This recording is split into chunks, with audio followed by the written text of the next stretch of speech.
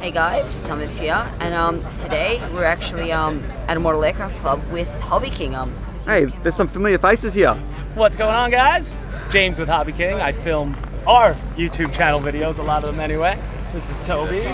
Alright, Toby. Hey guys, how are you going? So here we are at the Hobby King booth, and they've got lots of goodies over here. We'll show you some of the goodies that they've got here. What are you planning on getting today? I'm planning on getting actually the EFX Racer. Okay. That thing, Better jump on that. They go hot. Remember, this is our first time with sales at a show. This is our first dabble with selling at shows. We normally don't, just for the sake of other vendors who sell, but since this is our show, you know, there are really no other vendors selling, so we're doing a fantastic. This time. So anyway, we'll get to doing some shopping and stuff, do you reckon? Yeah. Hi guys, Paul and Thomas here. Hello. And it was a perfect day, wasn't it, for the Hobby King meet? Yes, it was actually really good considering the days before. It was held at the Greensborough Model Aircraft Club. That's in Melbourne, and the event pretty much went off quite nicely. We also got a chance to interview Stuart from Hobby King, and what we'll do now is go over to the interview. So here we are with Thomas, and we have someone else with us, don't we? Yes, we have Stuart from Hobby King. Stuart from Hobby King? Yes. Oh! That's me. Hey guys, how's it going? So we've had a bit of a chat with Stuart, and you've been here how many days now? Not even a day. Okay. Yeah, we got in yesterday evening. Oh, okay. So you guys have been setting up all yesterday? We should have done. No, we set up all this morning. Oh, okay. That's why it's a bit rushed this morning. So what are your thoughts? On the venue here? Yes. The venue is fantastic. The Greensborough Club, the guys here have been really, really nice. The venue is superb. And, sorry. And flies aren't so good. Yeah. Tasty. And the weather's been great as well. But it's been a really nice bunch of people come out, and which is very pleased to be here. And what I actually personally like is talking to people like yourself and the other customers and just talking about their models. I'm a modeler and I like talking about other people's models, and it's been a great opportunity for that. Yep. Okay, and this is the first time you guys have been actually selling at a... First time ever, yeah. Yes, and how did that go? It's going well, except for we just didn't bring enough stuff, as I'm sure you would have seen. Yeah, it's the first time we've ever sold at any show, anywhere in the world. So again, it's something that's new to us, but we're learning from it. And when we come back here next year, which I'm sure we will, we'll bring a lot more stuff, for sure. So what about places like the rest of Australia? We've had some of our subscribers ask about Perth and all that. I know it's a big country. It's realistically, I don't know how feasible it is to actually cover the whole country. But yeah, I made a bit of a faux pas in the opening video. I don't know if you saw. I said, "Oh, the whole of Australia." That's actually just a part of it. But that was my bad geography at fault there. Yeah, it would be nice to go to Perth and other places like that. I think as we start to have more of a presence in the Australian market and the Australian scene, and that's something that we'll probably plan for in the future. But it was just the convenience of it. We're coming over from Hong Kong, so it was just more logistically convenient for us to stick to the East Coast. But we're still going to see a fair amount of people. I mean, there's been a lot of people here. I mean, we were talking earlier about estimates for how many people turned up. It's at least, what, 500? I reckon 500 easy. Some people have come and gone, and I don't know what the real numbers would have been. It would have been quite a few for sure. Yeah. So we've had a pretty big turnout. I don't think even the club expected this many people. Yeah, well, yeah, exactly. And then, of course, the show next week at GMAC in Sydney is a 2-day event. Okay. So that'll be quite a big one, and then we've got Brisbane as well. So we are going to see a fair amount of people, but you're right, there is another part of Australia that we should go to, and we'll make the effort to, for sure. That's fantastic. So anyway, well, thanks very much, Stuart, for having a chat with us. You're welcome. Really do appreciate you taking the time, and it was actually good having a chat with you off camera. Yeah, and I'd like to say thank you very much for all your input and feedback in our channel and the community there. You always post, and it's always good to see. Appreciate your comments. Thank you very much for that. There you go. Camera handshake, that's always there good. You go. Up on there, thank you, sir. And the little wave to our camera there. And that's the beast camera that this man's used. I'll put a link in the description to a video we shot with it. This is phenomenal. Some awesome slow-mo out of that. Yes, yeah. Sony FS700. Thank you very much, James. Thank you, man. Didn't Hobby King do a fantastic job? I mean, they really worked hard, didn't they, from the time they actually landed? Well, yeah, it was basically land in Melbourne and start assembling planes for them. So it was a pretty full-on day. It was actually good seeing them in action because they really did work quite hard. From putting up the tent to setting up the displays and all that sort of stuff, and also interviewing people, videoing. It was pretty full on, and they did a great job, I thought, you know what I mean? What did you actually think of the day yourself, Thomas? I thought it was really good, not only meeting some of the people that actually watch our channel, but also just watching the displays and talking to the club officials and obviously Hobby King, everybody there was really, really friendly and welcoming, which is really nice. Well, the Greensborough Model Aircraft Club did a fantastic job, as did this particular marshal who we got to spend a bit of time with. He was really friendly towards anyone wanting to fly and coordinated the skies really well, didn't he? Yeah, he was really good at making sure that there was not going to be any chance of aircraft having any near misses or anything like that. So no, that was really, really good.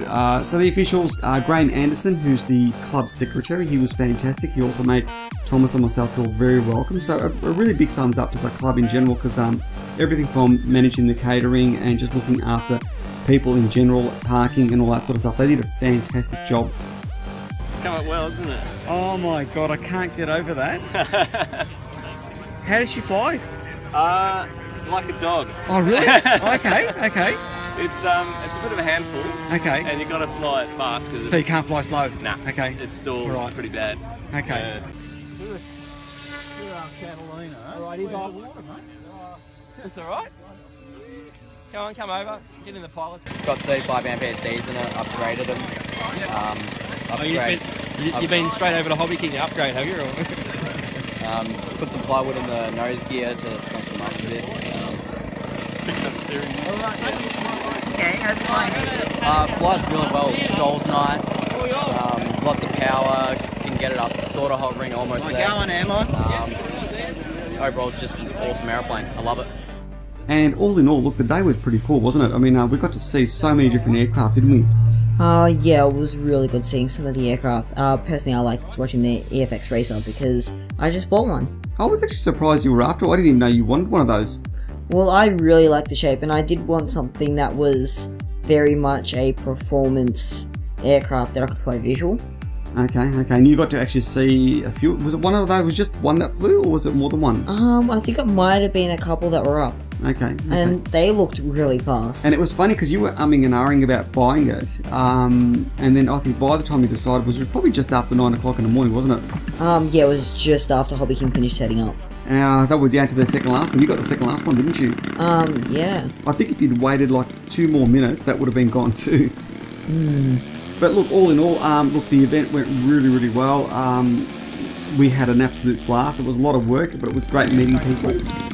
Anyway, this is a video of Ryan Vood, who was flying his 36% extra 300, and that was an awesome aircraft, wasn't it? Yeah, this thing, just watching it fly, it was spectacular. So what I'll do is I'll let you watch the rest of this video, and hopefully you can enjoy the rest of the Ryan Vood's aerial display that he did. I think he did about 3 of those, didn't he, in total? Yeah, and they were all really, really awesome. Really, really good. And towards the end of the video, I've got a bit of a slideshow that shows some of the aircraft that were there that we didn't catch flying. It was really hard trying to coordinate everything. But anyway, look, I hope you enjoyed the video. Thanks very much for watching, guys. Catch us later. See ya.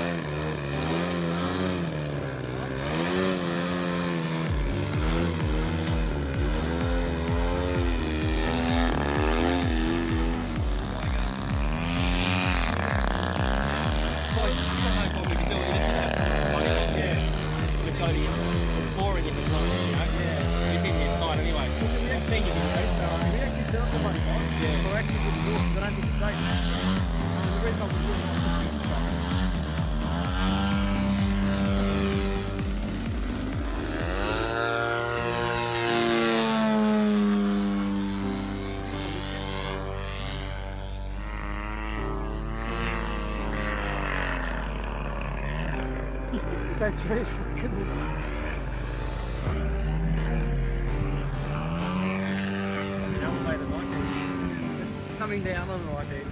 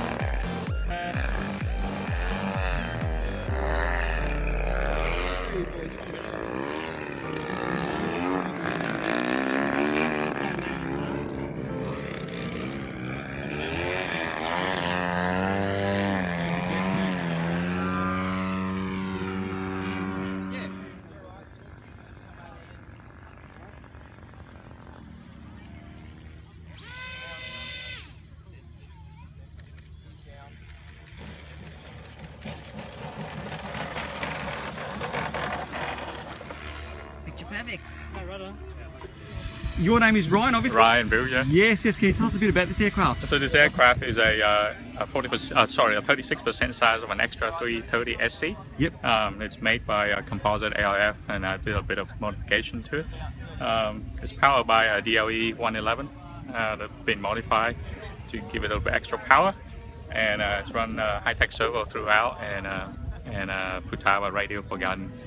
And you had a few dramas there with the last bit of that landing? Yeah, so this last flight, after I did the flat spin, I noticed that the rudder wasn't responding. Okay.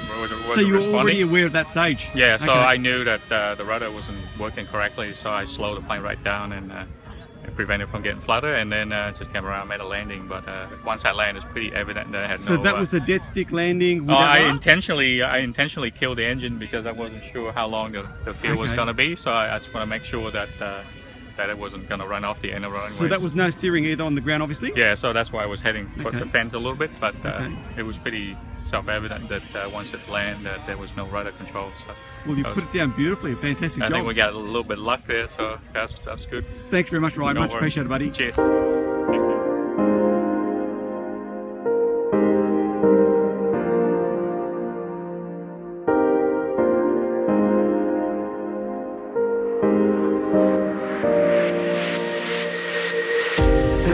Blue sky, so clear from my view. I'm standing still, the world still moves. I'm counting sheep to try to fall asleep, wondering why I'm the only one.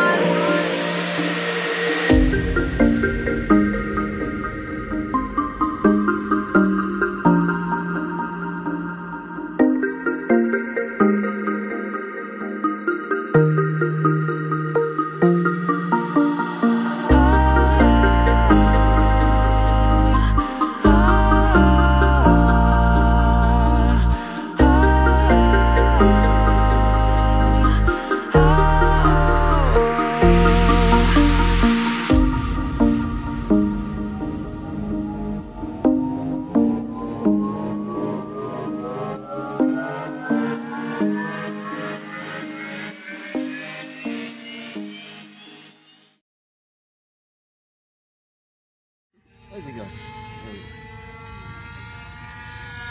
Okay, so right now I'm actually with Stuart from Hobby King, and he's right now filming. So trying to film, but I'm not very good at it.